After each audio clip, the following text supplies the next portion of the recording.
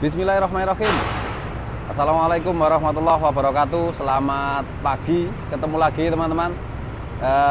Mudah-mudahan di pagi hari ini teman-teman semua dalam kondisi sehat walafiat dan semua urusannya lancar ya.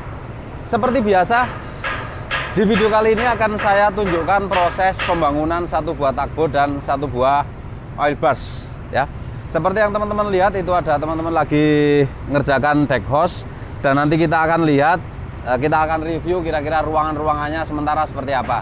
Dan juga nanti ini akan saya tunjukkan di atas deck itu sudah dilakukan pengecatan semuanya, dan akan saya tunjukkan apa saja yang sudah di coating, dan mereka lagi masang beton-beton itu ngapain, nanti saya tunjukkan semua. Tapi sebelumnya kita lihat pemandangan yang menarik dari atas dulu. Selamat menyaksikan.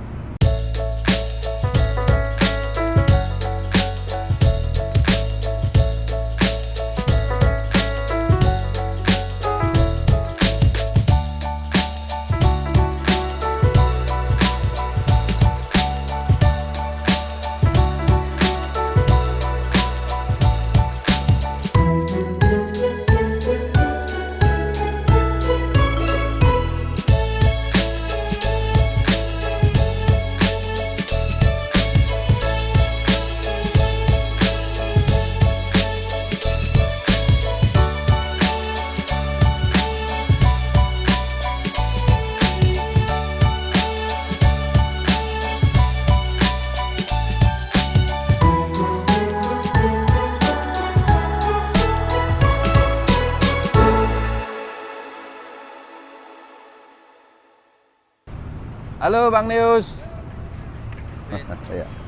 Nah, ini satu buah tugboat, kita ke tugboat dulu ya. Jadi teman-teman sekarang lagi, kemarin sudah masang pondasi mesin, kemudian mesinnya sudah dipasang duluan yang seharusnya belum dipasang.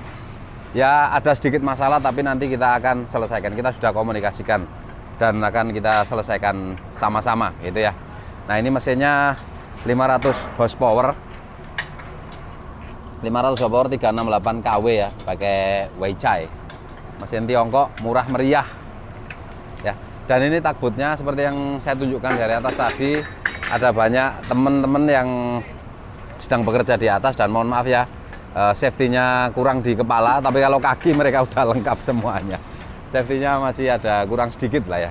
Nah, ini seperti yang saya tunjukkan di video-video yang lainnya ya, baik di mana-mana yang sering saya tunjukkan itu semuanya sudah tertutup bagian lambungnya ya, bagian lambung depan ya, depan, bottom, apalagi keel, apalagi, dan di belakang juga sudah tertutup. Ini ada, nah Pak Herman kan pakai helm kan dia kan tadi nah. Ya wes, oke. Nah ini kita lihat dari belakang ya, kita lihat dari belakang keel, bottom, sail.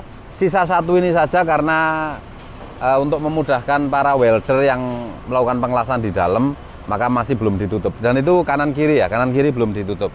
Ini yang sebelah kanan atau starboard, dan ini yang sebelah kiri saya tunjukkan sebentar.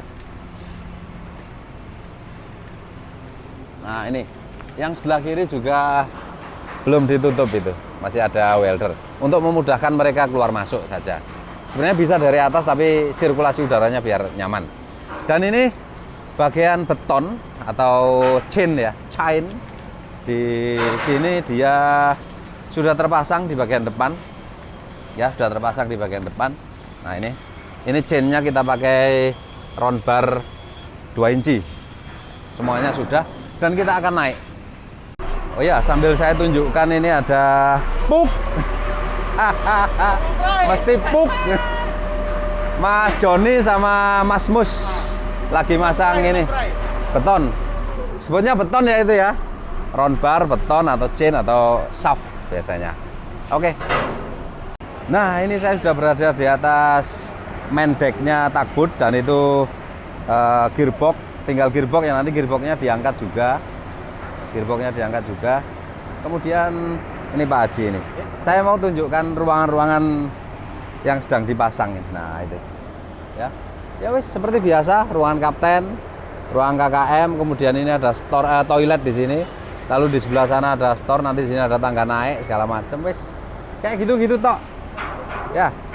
Ini weldernya Pak Rafiri. Oke, kita coba ke depan. Nah, kita masangnya konvensional ya, dipasang siku-sikunya seperti ini. Ya, siku-sikune kemudian, dan ini sama lihat sikune pergeletakan di sini. Nah, ini siku sebelah sini, kemudian siku di depan. Oh, tuh, masih tuh. Masih. Nah, ini tangga turun ke kerurum sama seperti kapal-kapal sebelumnya ya. Ruangan kapten, ruangan KKM tadi.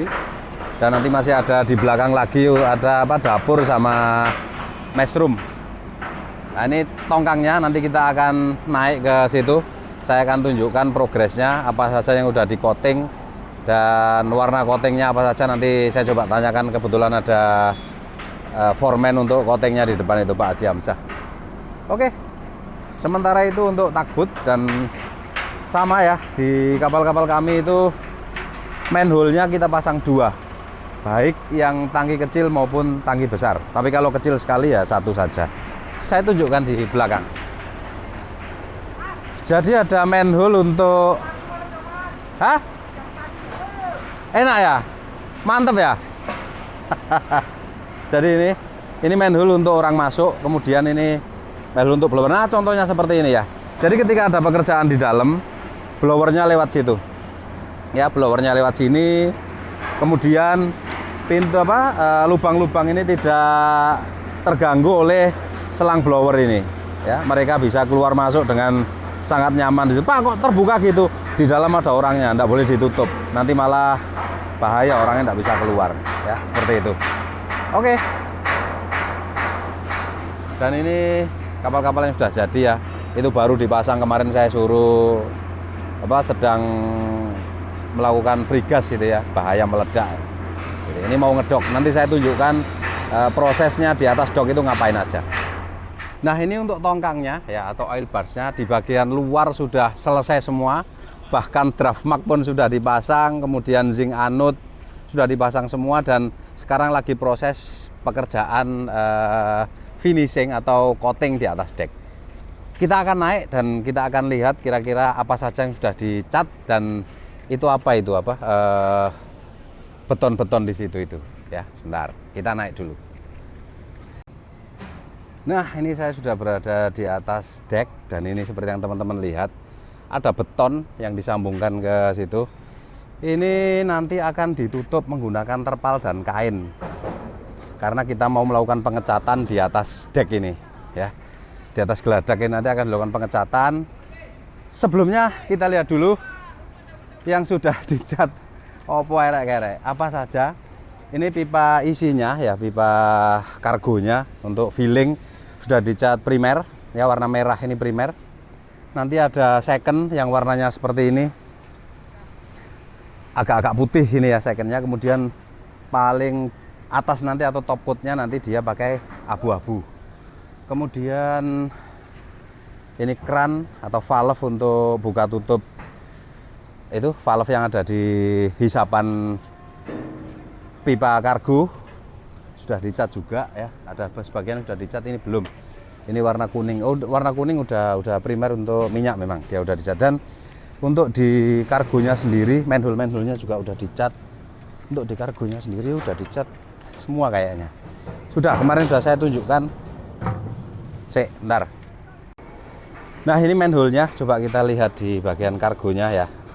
Nah, kargonya juga sudah dicat, sudah top coat ya, warna putih. Di kargonya itu udah top, dia warna putih semuanya. Jadi nanti saya akan masuk tangki kargo ini untuk melakukan pengukuran untuk pembuatan tank table.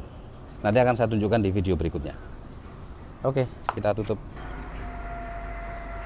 Nah, kemudian yang lainnya juga sudah, itu contohnya blower.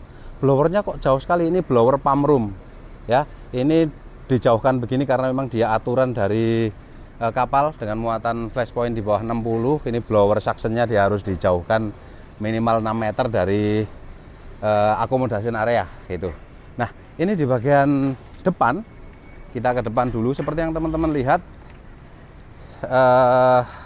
manhole, kemudian trunk, kemudian manifold-manifoldnya sudah dicat. Dan ini spill tank ya, spill tanknya sudah dicat juga. Kemudian pipa udara udah primer semuanya ya. Ini semuanya sudah primer kecuali ini pipa udara, pipa sounding dan pipa udara double bottom ini nggak tahu, masih belum. Ya, dan ruangan-ruangan sudah dicat semua. Terlihat dari situ ya, terlihat dari yang warna putih-putih itu ya, berarti di dalamnya udah dicat. Kita tanya langsung aja, Mas, dalamnya udah dicat ya? Ya. Sudah ya. Ini swantai ini, ya, lanjut.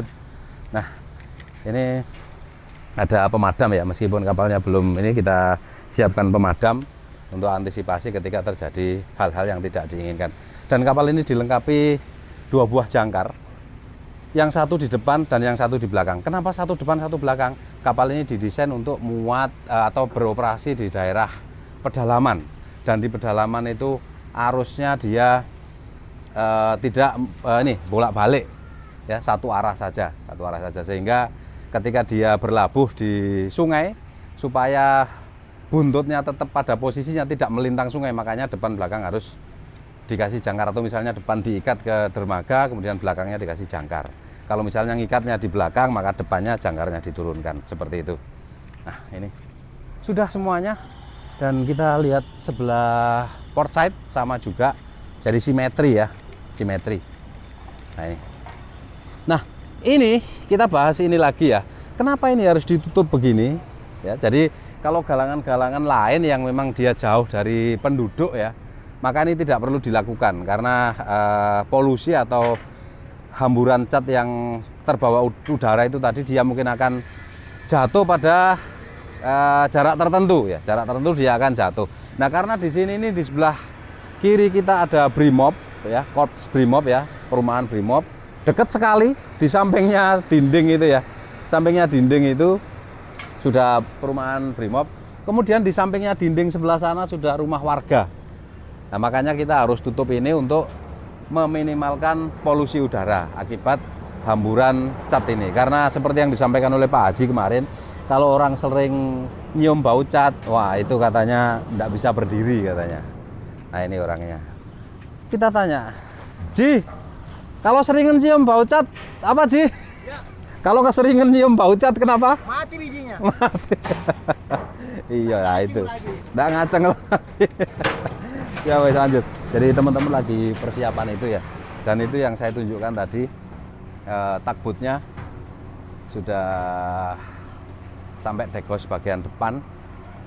Ya, sampai dekos bagian depan sudah terpasang dan sudah saya jelaskan tadi. Oke. Hati-hati, Mas.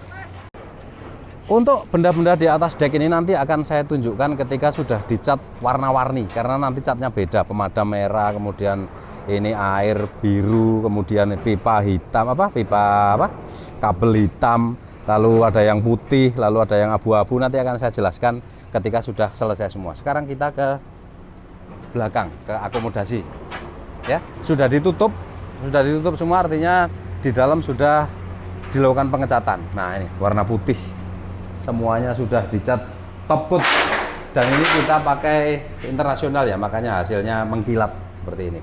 Nah, semuanya sudah dicat dan sana sudah ditutup, tinggal ini saja. Nah, itu semuanya sudah dicat ya, di bagian langit-langitnya juga, dan mengkilat karena kualitas catnya memang bagus. Nah, sisa ini saja, ini nanti juga akan ditutup. Kenapa ditutup semua? Karena cat yang di luar tadi itu warnanya lain dengan warna yang di dalam ini. Khawatirnya nanti kalau tidak ditutup, ada hembusan ininya, dia akan masuk. Ya, dia akan masuk dan mengotori cat ini, lihat ya, gilap ya. Itu. Oke. Di bagian belakang ini funnel, bagian belakang juga sudah. Nah, ini yang saya bilang tadi, ini jangkar di bagian belakang ya.